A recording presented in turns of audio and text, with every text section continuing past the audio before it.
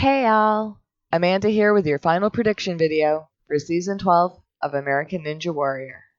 This is the last night of a two-part finale where only the top 8 survive and go head-to-head in a series of Power Tower showdowns until the last ninja standing wins $100,000.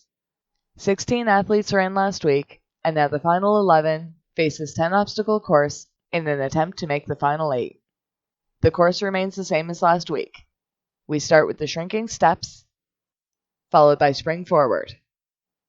Ninjas then face the first of 2 new obstacles with the falling shelves. Ninjas must jump to grab a small set of shelves attached to the bottom of metal X's, the final set being a blind grab. Then we have the return of the diamond dash and the always tricky spin hopper. Then it's up the 14.5-foot warped wall, leading to the salmon ladder. Returning from last year is Slam Dunk, and the second new obstacle, Dragon Back, where ninjas jump a bar, first up 4 steps, then slide down the first part of the serpentine track, landing on bungee cord. Then they jump the bar up 5 more steps before sliding down the last half of the track, then must clear a rotating wall and land several feet below.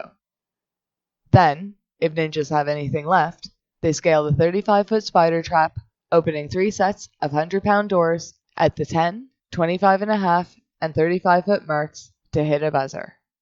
So far, only 4 out of the 16 ninjas that ran hit buzzers, but based on the list of competitors we have yet to see, look for that number to increase tonight. I don't know the order in which these 11 will run, so I will be discussing each athlete based on their finish time in the semifinals, starting from the slowest time or earliest obstacle. And obviously, since the Power Tower showdowns are supposed to start after the 11th run concludes, I could not even attempt to guess at what the brackets could be. For those that are new to the show, American Ninja Warrior has had several spin-off shows, one of which is called Ninja vs. Ninja, where teams of 2 men and a woman compete against each other. It's a fun show in theory, but I personally want to see all these athletes do as well as they can, and I hate cheering for one competitor over another, so I'm not looking forward to the last half of tonight's episode. Last year was hard enough when 2 people made it to stage 4, both strong athletes, and each as deserving for all their sacrifice to the sport. Now, we will have to watch 8 of the best end each other's dreams. That being said, here are the final 11 to run tonight, and my thoughts on how this will affect the current leaderboard. First up is Jesse Graff, who went out on the 8th obstacle, night 2 of semifinals. I've been theorizing with friends all season, and I'm very curious on how the show will edit this one. Some theories are, if she's shown early, it'll probably be a long run, but she will be on the board. For a while. If she runs late, especially second to last, it'll be a short run, like under 2 minutes, and a mistake takes her out. I personally think she has what it takes to complete this course, but with the rest of the runners showcased tonight, I cannot see either woman staying in the final 8 based solely on a slow time. But then again, this is a show where anything can happen. Leave your predictions below, and come back for the final recap and see how we did. Next is newcomer Joshua Lewis, who was invited by Ninja great Joe Marowski. Joshua was able to make it to the 8th obstacle, night 2, to advance to the finals. We saw the first 16 runs in full, so hopefully these 11 get the same treatment, and we'll really see what he can do. Thomas Stillings also made it to the 8th obstacle, night 2, and I think he has what it takes to complete the course. I do feel he is a contender to reach the leaderboards, but whether he'll still be there at the end of the night may not be so certain. David Wright made it to the 9th obstacle, night 2, where he just kicked off the final panel of the dungeon. I think had he not made that mistake, he could have kept going to hit a buzzer. David is a very talented athlete, but the competition is going to be tough tonight, so if he does make it to the leaderboards, I'm not sure he can stay there. Apparently, John Alexis Jr. made it to the 9th obstacle, night 1 of the semifinals, and he is still somewhere in the dome. If they really do show all the runs in full tonight, then they will finally have to show him, right? At this point, I almost want to call him as the last ninja standing. I can't wait to hear what they have to say about his season. Amir Malik was so close to hitting his first semifinal buzzer, but his shoe slipped a few feet from the top. This rookie has shown that he has what it takes to complete these courses, but again, even if he does make it to the leaderboards, we still have so many strong ninjas to come, he may not make the final 8. We'll see. Adam Rail definitely has what it takes to hit buzzers, and he always runs for speed. This, of course, comes with pros and cons. You will have to have a fast time to advance tonight, but I've seen so many fast ninjas make stupid mistakes that end their seasons early. A lot of big names went out last week, and I hope Adam is not added to that list. If he hits the buzzer, I think he has a great shot at staying there to advance to the final 8.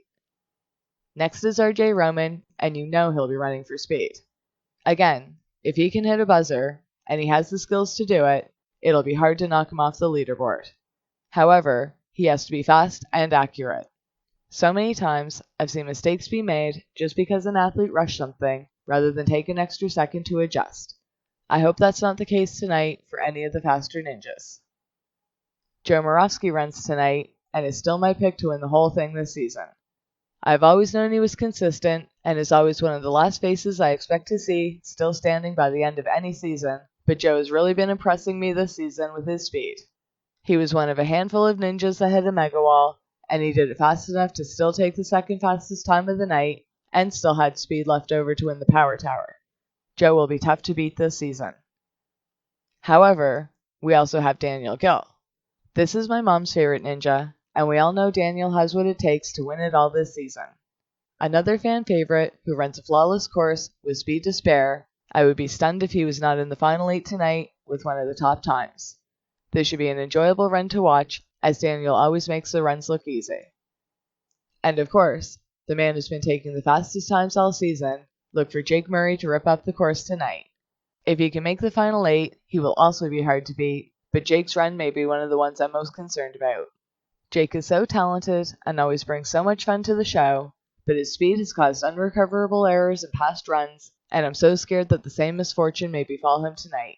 I really hope I'm wrong, because if he can hit a buzzer, this will be the run of the night.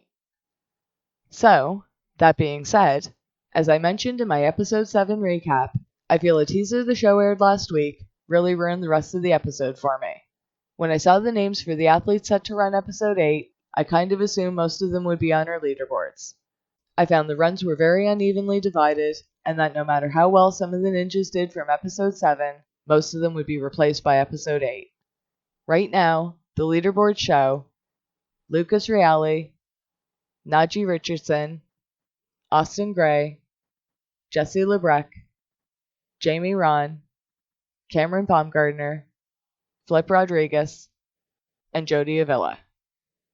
I can see Daniel, Joe, Jake, and RJ knocking out the bottom 4 by hitting buzzers.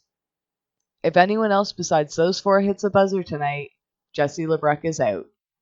This is kind of a weird prediction to make, because I'm not picking the 8 ninjas I think will advance. Now, I'm trying to determine who out of these 11 can beat the times already set, and guess which ninjas currently on the leaderboard will stay there. But here goes. I am almost certain Lucas Reale will remain on the leaderboard just because he has such a good time. Najee Richardson and Austin Gray will be hard to beat, and I think they both have a good chance of remaining in the top 8. As for everyone else currently on the leaderboard, unfortunately, I think they will all be knocked off. My final 8 prediction is Lucas Reale, Najee Richardson, Austin Gray, Adam Rail, RJ Roman, Jake Murray, Daniel Gill, and to take it all, Joe Marowski. If those are the final 8, I would almost guess that it would be newer ninjas versus the veterans, like Lucas versus Joe or Austin versus Daniel. And I'm just dreading a Joe versus Daniel final showdown. I would, however, love to see RJ run against Jake. There are just so many variations, and we can't even start to guess at what the Power Tower matchups will look like until we see our leaderboard. This is your last chance to make your prediction before the finale, so leave your comments below, and remember to come back shortly after the show concludes for a full recap. Let us know what you think of the season, and how you're hoping this all plays out. Check out American Ninja Warrior, Wednesday, November 4th on NBC. Check local listings for details. And until next time, enjoy the show!